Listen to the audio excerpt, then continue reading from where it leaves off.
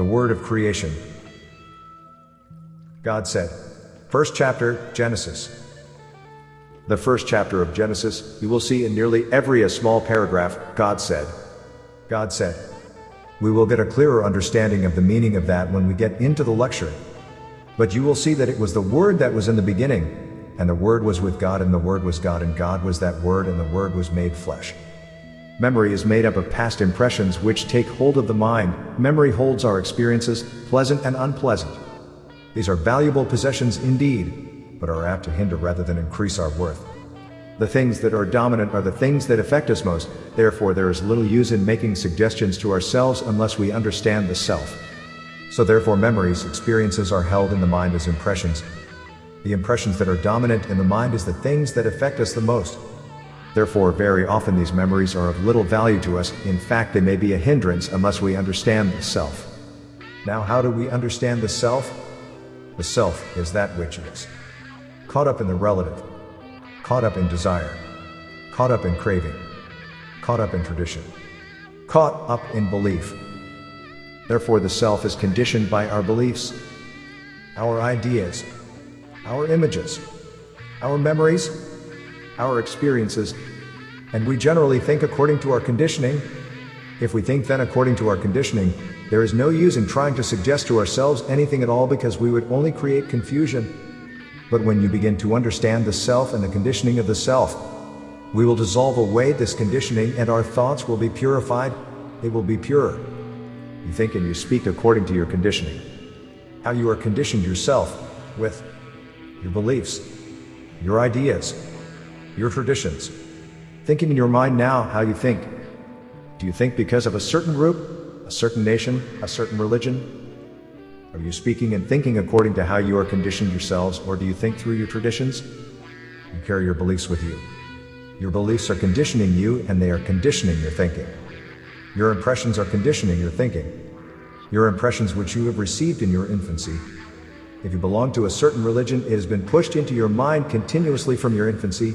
You are conditioned by that belief. How can you throw that belief off? Only by discerning what it is. Only by discerning how false it is, and discerning it is not your idea but some other person's idea, and you are conforming to these ideas, and naturally what happens is that you are conditioned, and you are thinking according to your conditioning. Therefore your thinking is not clear, you are in confusion. Before you can in any way use the power that is within you, your mind must be clear of all that is hindering the use of that power. You do not want to go through life on trial and error, the path of pain and suffering, or mere joy and gladness for no purpose. Knowledge alone will free us from this state of affairs. We must become aware of the past, present and future in the now. Then there will be freedom from the past and the future, for the now alone is creative.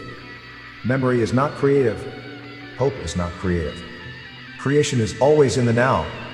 So we have to discern what is in the mind that is hindering our creativeness in the now. When you think naturally, you create unconsciously because you think.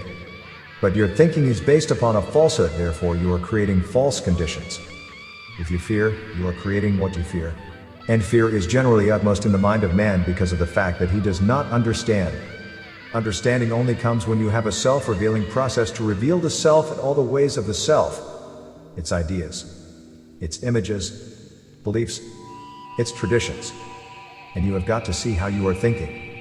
You have got to examine your mind to see how you are thinking. You have got to become aware every day, every moment, of your thoughts and your emotion. If anything is said to you that interferes with your pet theory, you are up in arms, you become emotional, you reject it. If anybody says anything about any person you love, you are doing the same thing. If anybody says anything about your belief or your tradition or your nation or group, you do the same thing. Are you thinking from? Are you not thinking from the group? You are thinking from the nation. You are thinking from your tradition. You are in a sense of protectiveness. You are trying to protect yourself. It cannot be done. It shows that you are full of experiences, impressions, beliefs in tradition, in nationalism, in ideas or beliefs or religion or whatever the case may be. Therefore you are totally conditioned and your thinking is conditioned. Unless you discern these facts, you will always be arguing with ignorance. And I told you before so often that to argue with ignorance is a fool's paradise. Unless we are aware of our mental makeup, that which is memory will make us act unconsciously. It is all very well for us to try and influence our minds with great qualities, successful motives, virtues and such like through repeated affirmation of thought word waves, but if there are antagonistic forces opposing them we will have only confusion. I do not ask you to accept anything I say and I do not care one rap if you accept it or not. It does not worry me one way or another. Neither would I argue with you whether you did or not. All I am trying to do is to enable you to think for yourselves. And only when you think for yourselves can you free yourselves from your inhibitions, from your limitations.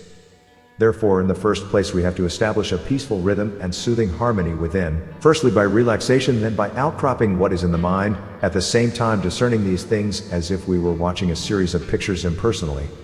A good way to do this is to listen to gentle inspiring music so that the extraneous mental energies are caught up, allowing an easy flow of the memory thought pictures. When you listen to rhythmic music, it floats over you, your mind begins to run out. There is one portion of your mind that seems to hang on to the rhythm of the music that you are hearing, and another portion of your mind seems to run out of all the ideas, and there is nothing to prevent those ideas from rising up to consciousness.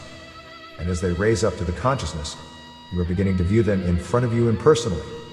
The music is caught up in one portion of your mind, so that it holds these extraneous energies which very often hold and grip a thought as it moves out and creates a fear of emotion according to the thought or the influence of thought when it was created. So therefore you will find that by doing this outcropping it is easy. The mind must be cleared, you must know what is in the mind.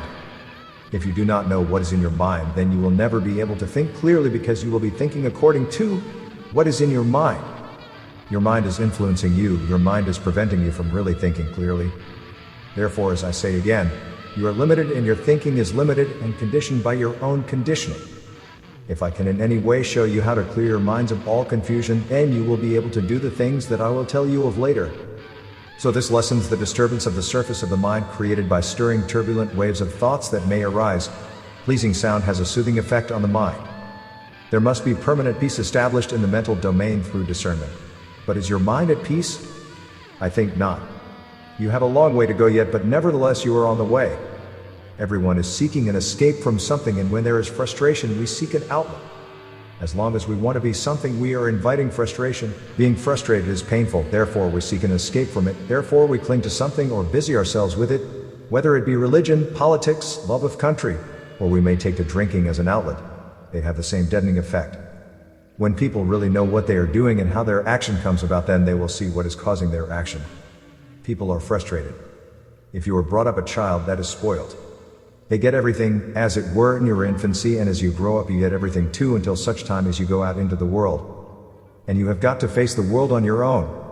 Now you find that you do not get anything at all, that everybody is taking things from you instead of giving them to you, therefore you are frustrated.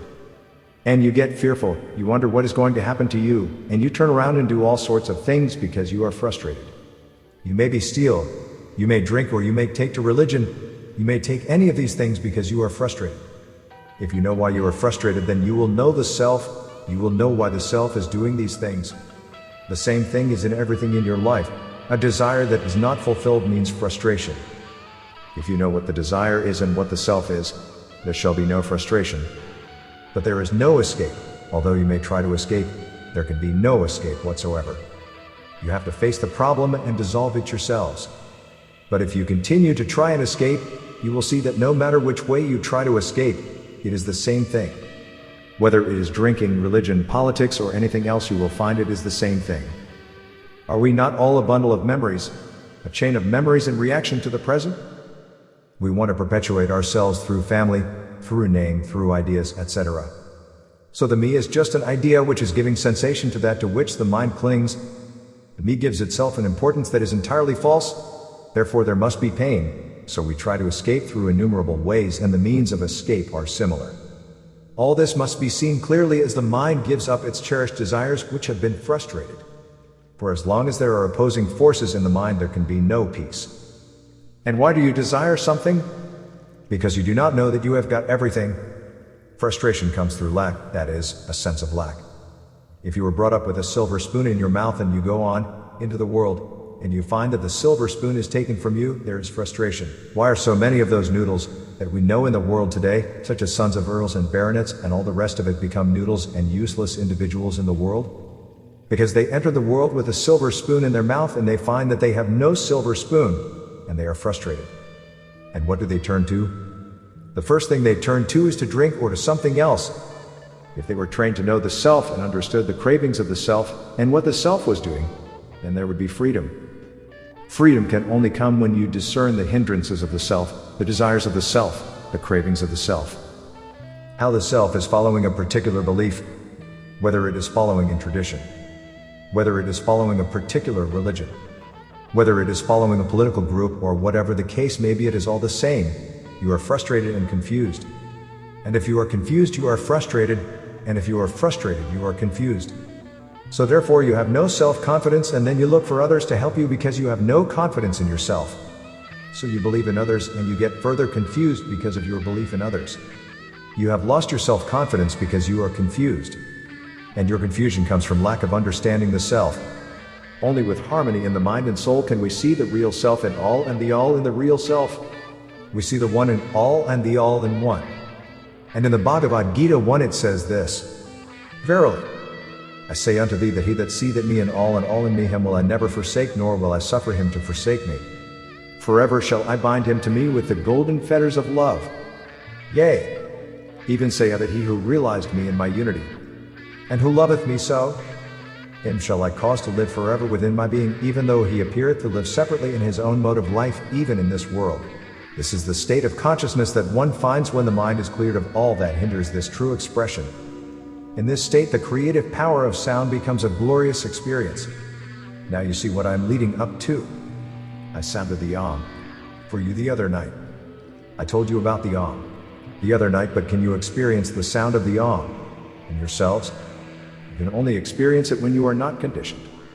If you are conditioned, even in your mind, in that subconscious realm, but in your mind, in that memory cells where you have your experiences, your beliefs, these are the things that you are continually expressing, and when you sound the Om, what do? You only increase the intensity of these things that are in your inner mind. You do not express reality. You must see clearly that you have to cleanse the vehicle through which you are expressing the Om. If you are looking through a glass that is smeared with smoke or grease or dirt, what do you see? You see through that glass according to how it is smeared, do you not? That is exactly what you do with your mind. You are expressing through your mind, which is smeared, and you get a smear on the other side. That is how you produce the Om. You think that now when I tell you that you can make the same vibration as I made to you the other night. Some of you in the front here almost felt that you were lifted off the seat. That is the power of pranayama.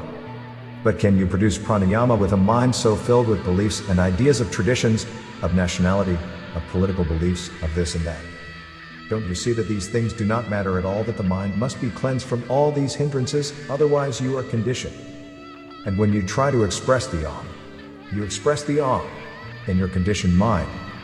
I hope I am making myself plain enough. That is what I am trying to do anyhow. This is the secret of secrets. The sounding of the glorious word Om, with its overwhelming magical potency.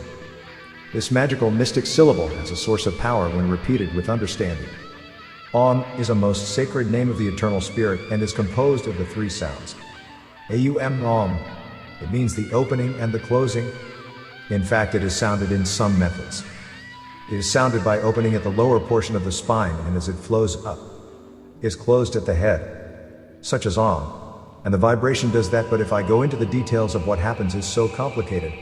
But I will give you some idea quickly. There's two nerves which flow down each side of the spine, Pingala and the Idaho. One is the outgoing and the other is the ingoing. These two work together through motor or sensory nerves which join them in the spine. At the bottom of the spine there is a small hole in the spine itself, called the sushumna, right up to the top of the head. Forces come down from the top of the head here. Magnetic forces which enter into what we call the 1,000-petal lotus at the top of the head. They come down through and pass through the various centers. First the center which becomes the individual center. The next center which becomes the fusing center of mind and matter. The next center becomes the first great vital center of the body.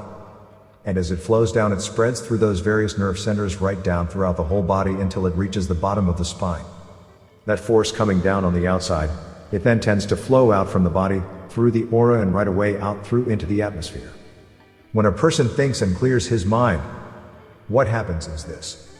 That there is this channel in the spine which opens called the sushumna. And there is the two forces that come down each side of the spine, join together at the bottom and begin to go up as one force up through the center of the spine. The positive and the negative have joined together, and when they reach the top of the head, then the consciousness has power over everything. Because the consciousness has power over the energies that flow from the spiritual sense into the first center, which is the spiritual sense. The next center is individual sense. The next center is the mind and matter, which controls all mind and matter, which are one. And down right through all the planes which man has. Right down to the mineral, the vegetable, the animal, the habit, and so forth, and these planes are all under his control. This is the secret of when the mind is cleansed. If the mind is not cleansed, there is the influences of these particular planes, such as his habits, his beliefs, his mental ideas, and so forth, hindering the whole process of the clearness of the control of the prana, that is the energies in the universe. And therefore it is necessary for man to control his own thoughts first, to direct them, to discern them, and also to see his own emotions. He therefore understands his emotions. He understands everything, and therefore he controls every plane of existence through the whole of his body. And by doing so he controls every plane in existence in the whole universe. Man, know thyself first, then all power is given unto thee in heaven and on earth. I am not going to discuss any more of it because it is going to lead us away from our lecture. If you were with me for a year under intensive training with the masters in Tibet, you would have to work day and night. There is no let up. There is no moment where you can say, I'm tired. I cannot do this or I cannot do that. For every moment of the day is scheduled so that you have your particular work to do in your particular understanding and the teachings that you have to go through. And by doing so you master all these things in a natural way, not through, as it were, struggle, because if you have a struggle at the beginning, the end will be struggle. Therefore, controlling the mind and subjecting the mind is not freedom. Subjecting or suppressing an emotion or suppressing a thought is not freedom. Freedom comes through the discerning of a thought and freedom in understanding it. Therefore, there is no longer any struggle. If you struggle at the beginning, the end will be struggle, and you are just as far away from your success as you were from the beginning. I want you to see clearly and distinctly that the method I am showing you is one of ease and comfort, without fear, without struggle. So Om is the most sacred word of the eternal spirit and is composed of three sounds, AUM, EUMM, which gives to the devotee the best concise meaning of this mystical, magical word. When chanted properly with true reverence and understanding, it can calm the storms and give life to the dying. It can do wondrous things, for it is the word of immortality, being the unperishable word, the matrix of all sounds. The word is glorified and chanted by all devotees in their meditation. It means, I am the taste in the waters, I am the light in the sun, I am the sound in the ether as well as the consciousness in man. The word of the Lord of the universe, the all-pervading universal spirit, and the consciousness feels itself one with all and all with one. So the Om is produced. These sounds, being the matrix of all sounds in the universe, is the basis of all creation. That same sound is heard in everything, but the pitch of the tone determines the vibration of that particular object or subject or individual. Constant repetition with concentrated meditation, with the mind clean of all obstacles, the soul is liberated from time and space and enters into the allness of everything. All power is given unto me in heaven and earth. You will not yet grasp this great truth, but one day it will dawn upon you. Now the things I said to you probably months ago are just beginning to dawn upon you now. And so it will be so. The things I say to you tonight you will not perhaps understand wholly, but probably in a week or two's time or a month's time it will all come to you. That is the truth that Jesus said. The Comforter will come to you and will show you. All I have said to you will then be made plain to you. So it is with you as well. Om is the sound of creation, and the thought goes forth in the sound to create or disintegrate. The ether wave and the air wave mingle together, and all is possible because the unconsciousness has become aware of itself as the creative force sending forth into the ether and the air waves that cause the etherons to form, and the sound reduces them into form to be seen and heard and felt in the material world. Thus matter is mind materialized. In this way Jesus fed the multitude. How little do we understand the grand mysterious power of the masters.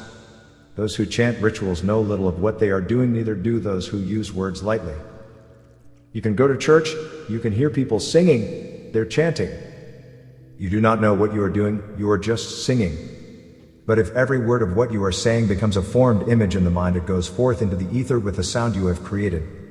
The therapeutic properties of sound and their harmonizing vibration exercise an influence upon the atomic structure of the mind and body. They affect the ethereal, astral and physical sheaths that clothe the real self. It is the sound of the Om that comes from within that harmonizes all the cells of the body. When this is realized, a great civilization will appear. The only power will be seen as that which comes from the spirit within. The creative power of sound, as well as the knowledge and realization of the spirit's creative power, creates a pleasing harmonious balance when the Om is sounded with the correct tone and understanding. It has the power of rejuvenating the mind and body. Why has it the power of rejuvenating the mind and body? When you sound your own note, the creative Om, that is within yourself, the word that was in the beginning, the word that was with God, and the word that was God, the word of creation. When you see through, God said. So it was the word, not creation. Knowing that sound passes down completely through the whole universe, from its ultrasonic range down into the hearing range and below the hearing range. Because you can only hear from 30 to 32,000 vibrations per second. Above and below, you do not hear those vibrations. There are vibrations of sound that you do not hear at all, which are below the scale of your own hearing. There are vibrations of sound above your scale of hearing, into infinity, that you have never heard before. But these sounds are in operation because of the motion of the atoms and etherons that are in activity. Wherever you have motion, you have sound. If the ethereal sounds were heard in your ears just now, it would deafen you. Because your ears are not composed of the vibratory substance that would hear those sounds. Therefore, if you did hear them, they would be at a terrific rate of vibration. It would almost lift you off your feet. Have you ever stood in a railway station where there was a shrill whistle of the engine in a high pitch? And then you listen to that, and all the time you feel that you are being lifted off your feet. That is sound almost above the vibration of what you should hear. If that sound went more shrill, it would get into the ultrasonic range, and you would not hear the vibration at all. Same with ethereal vibrations if you heard them at this moment. This grand science of ether and air waves, when thoroughly understood, will dissolve discordant thoughts that cause fear, weakness and disease, and leaves peace, confidence, courage in their place. This method is the simplest and most efficacious means of purging mass hysteria or dissolving undesirable influences and injurious magnetic vibrations that may be intertwined themselves in the elaborate ethereal network of the individual aura.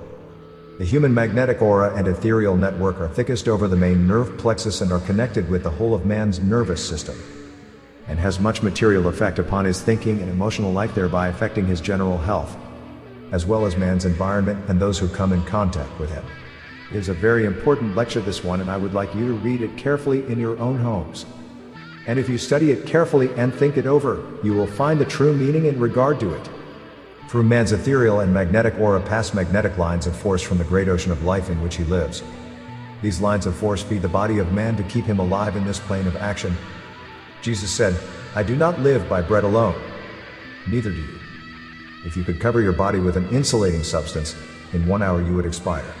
The entire body is covered with a delicate network of lymph vessels which absorb all foreign substance that penetrates the shield we call the skin and enters the body in microscopic particles. Thus the interior of the body is kept clean.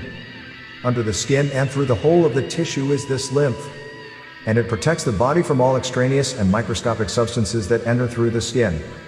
People have said that the skin does not absorb anything, but that is stupid nonsense.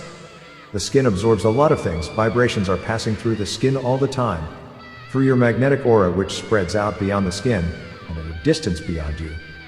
There are influences around you that are always pushing in through your magnetic aura into your nervous system. And through that nervous system they get into your consciousness, and you become consciously aware of some subconscious activity which you are unaware of altogether. How are you going to prevent these things happening? We will see shortly in a lecture next session how all this comes about. We will see how mass psychology is affected, how mass domination is affected. We will see how man's mind is affected. We will see how ideas take effect in the mind. We will see then your complete protection against all these things. Anyway, in the meantime, I am drawing your attention to this most important portion of your body, the lymph vessels. The body has an ethereal counterpart that supports the physical, and this body is kept clean and clear of all inharmonious magnetic forces by bathing the ethereal body in harmonious sound of the Om, completed with the consciousness of power from within. So the ethereal body that supports the physical and this body is kept clean and clear of all inharmonious magnetic forces by bathing the ethereal body in harmonious sound of the Om. So it goes out from the body and cleanses the body. So when the Om is produced, Om, thought and the sound goes out together, and the vibration is still going. They are moving outwardly, out to the very end of the aura. I can feel it still going further and further out beyond me. I am still aware that my aura is moving, is far out. If I stand in your midst, I come near enough to you at this moment, you would feel the aura. If I came and stood here at this moment, those who are near me would be in my aura. Do you feel the aura? I go back out of it, it gets less. Some people's aura only move around their body, just about a few feet from their body. That is a weak aura. That is an aura of an individual who is caught up in all these things with a confused mind. But the mind that is clear, the consciousness, becomes aware, therefore is setting off vibrations of a higher rate of vibration through the aura, and none of these negative vibrations can enter in. The ethereal atmosphere is charged with vibrations of hate, anger, jealousy, sickness, as well as personally directed antagonistic thoughts. All these vibrations can be expelled and dissolved by pure thought and the sound of the powerful harmonious note of the Om, the primary vibration of life itself. When this is understood, you will see the grand magical power, the sound wave, as well as the ethereal wave upon the mind and body. The magic sound of the Om sweeps the atoms of the mental, ethereal and physical bodies into harmony, bringing them in tune with the universal song of life. The universal song of life going through the whole of life itself. The various notes in harmony with one another. There is no discordant note of any kind because the Om is the foundation and the matrix of all sounds. The pitch of the note determines the vibration of that particular subject or object. Therefore you have a harmonious tone right through the whole of the universe. And here I will show you of what I mean by a harmonious tone of all the pitches. Listen to my voice. You will hear in this tone of the Om, from the lowest pitch to the highest. Listen to it. Om. There is harmony. All the notes. Every pitch is in that one sound. Yet itself is the sound. The word that was in the beginning. And you can listen. You can hear it in the waves of the sea. You can hear it in the rocks. You can hear it in the trees. In the flowers. You can hear it in the animals and in man. If you have that word, the animals will bow down before you. They are under your control. You can do anything with any wild animal, without any danger whatsoever. That is the power of the Om, the controlling sound of all creation. This is the most scientific method ever devised for man, known only to the masters, and has been handed down by word of mouth to those who have advanced sufficiently to understand. To those who are ignorant of these things, there is danger from their own folly, and many who are truly ignorant of the higher things of life will disregard them because of their ignorance. A wise man is wise unto himself. Those who are prejudiced should make investigation into the properties of sound waves, and there is plenty of literature on the market on the subject, which would dispel their ignorance and prejudice overnight. The Om is the combination of all sounds heard from nature, therefore the fundamental manifesting vibration of the universe. In the beginning was the Word, and the Word was with God, and God was that Word Om.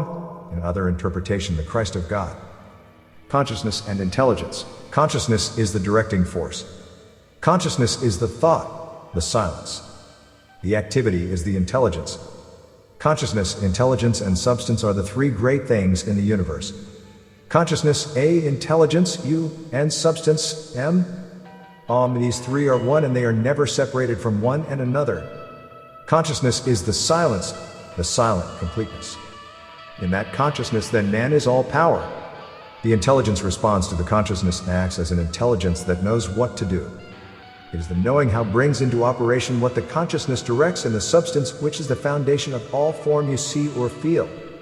Om, omnipresent, omniscient, omnipotent. When your mind has been cleansed, put your fingers in both ears to keep out the noises from without, then listen within and hear the booming monotonous sound of the Om of all creation. You can only hear the sound when you have established absolute silence by silencing the sound of your thoughts and emotions, as well as the sound of your breathing from your nostrils. It is then you will hear the nada, the mysterious sound of the Om. As the master calls it, the nada. Have you heard the nada yet? Every day, have you heard the nada yet? And you say, yes you have. Then no blimen, well you have not. There is the perfect way to hear the Om without putting your fingers in your ears. Listen to nature, listen to the sea, listen to the trees. In the desert you will hear it. It is within you, it is around you, everywhere. Make yourself part of the song of life, for you are the song of life itself. You will soon discern the mysterious hum of nature in the song of creation, the divine harmony, the Om. You will then realize the power of the vowel in speech. Without the vowel you could not utter a word. There would be no means of communication. In all the tribes the language is mostly made up of vowels because they are next to nature, even if it is in the raw sometimes. The sounds of the Om are pure basic unaffected sounds, and are uttered without the help of the tongue, the palate or teeth, and therefore represents the foundation of sound production. Om, the tongue does not come in, the teeth does not come in, it is the actual sound. Therefore animals respond to the sound of the Om. And why does the master control the lion, the tiger, the serpent? Because he knows the sound of the vibration, and he has no fear because he knows he controls the principle which permeates the animal life. If you control the principle of the animal life, you can do anything you like with that animal or any animal. Because you know the principle. But how do you know the principle? You have to become one with the principle. Therefore the master becomes one with the animal principle. Although not of it, he becomes one with it, for the time being. He is not separate from it, but he controls it and directs it. He does the same with a seed in the ground. He does the same with the minerals. It is the same with any inanimate object. It is the same with a human being. Read again in the light that I have told you the words that Jesus said, and you will have a tremendous awakening. Animals all respond to the sound of Om, and you can quell the wildest beast of all creation by the sound of the Om, produced with the understanding and power of the spirit within. The science of cosmogony, which is being investigated, has revealed some startling phenomena in this direction. When other investigations and experiments are contemplated, this will guide the world into realms of beauty and power beyond our wildest dreams. We will find out the active part sound play in the principles of creation. I will have more to say on this subject in our next lesson. Let us make man in our own likeness, to resemble us, with mastery over the fish in the sea, the birds of the air, the animals and every wild beast of the earth, and every reptile that crawls on earth. And God formed man in his own likeness. In the likeness of God he formed him. Male and female he formed both. Genesis 1:26-27. Benediction. O Mighty One, I was ignorant of my birth. Then from within I heard thy voice of creation. I realized I was within thy mighty self. Since then, O Mighty One, I am forever bound with thee in thy love for me. The golden fetters of thy love supported me even in the darkness of my ignorance. The sound of thy creation is forever with me, and I am now forever in thy presence. O Mighty One,